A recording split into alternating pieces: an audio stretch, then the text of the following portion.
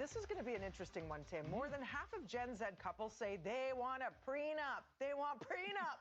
And it's not about mistrust. It's about transparency, fairness, and protecting their future. That didn't come out as smooth as the song. No, we get it, though. They want prenup. Because they want prenup. We're talking what's behind this prenup boom and what to need to know before actually signing one, getting into it. Joining us now is Alyssa Bach, an associate at Shulman&Partners, to break it all down for us. Good morning, Alyssa. Good morning. Thank you for having me. So let's get started with this. You said so many Gen Z couples specifically, it's a generational thing, are showing interest in prenups. So why do you think it's specific to Gen Z?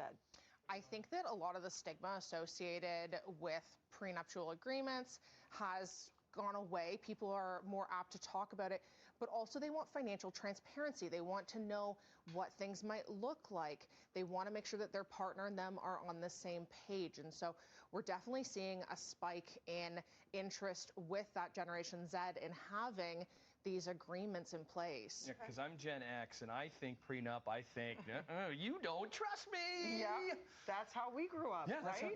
That's the concept. So is that true, or where are we at with that? No, and that's, I think, the common stigma associated with it is that having any kind of contract means that you don't trust your partner or that you're anticipating a separation, and it's really not the case. You don't get an insurance policy thinking that something is going to happen to you. You get it just in case. For most cohabitation agreements, prenups, you want to tuck it away in a back corner, hopefully never have to deal with it. But if a separation does come up, you and your partner are on the same page, you've dealt with it when you had rational minds, and it makes things a lot smoother as opposed to it being a lack of trust issue. Can I ask, what is the divorce rate at now? Yeah, divorce rate, we're over 40% now. Oh, wow. And that's something that when we look at cohabitation agreements, when we're looking at Generation Z, over 50% have expressed an interest in having a cohabitation prenuptial agreement put together versus the national average, which is closer to 30%. Okay. So what about people who think, oh, prenups are just for the wealthy? Mm-hmm. Not the case. There are so many things that can go into a prenuptial agreement. And also, I feel like a lot of people don't understand what the law would do. And so having those open conversations about what would happen if we separate, that can be talking about what about our pets? What about our vehicles? If somebody does have property, a condo, a lot of times people are getting assistance from family members with down payments. They want to protect that. And those are all good reasons to, at minimum, have a conversation, understand what the law would do, and if it doesn't align with what you and your partner foresee, get a contract that actually makes sense. Yeah, because you just think really with prenup, I just think finances, but there is other things involved too. Artwork, furniture you both love. You'd be surprised. Yeah. What's the difference, Alyssa, between a prenup, and I want to get this right, a cohabitation agreement? Yeah, so prenuptial agreement, most common that we hear because it's the American term from TV. Cohabitation agreement is when people are not married, and then marriage contract for married spouses. So really the all-encompassing term, you can say prenup, people will understand. Cohabitation, not married, marriage contract, married. Okay, and how do you make sure that is a strong agreement? You want to make sure that it is in writing. It is signed, it is witnessed, it is dated.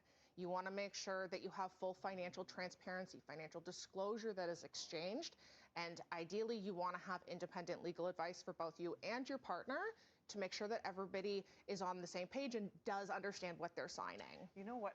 A friend of mine was living with somebody for over 3 years, and they fought for a lot of her assets, a lot of the shared furniture, so it can be binding if you've been living together for 3 years plus, right? Yeah, so when we look at common law in Ontario, it's 3 years cohabiting together, can trigger spousal support obligations.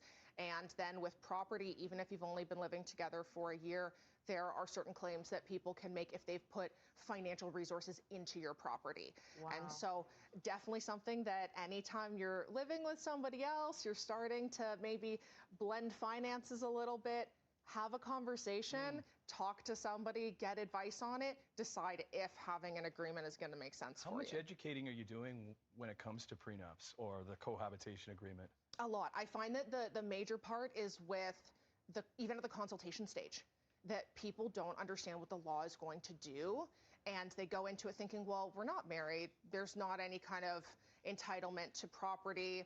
Then the other person says, well, we're jointly entitled to this house, but I'm the only one who paid for it.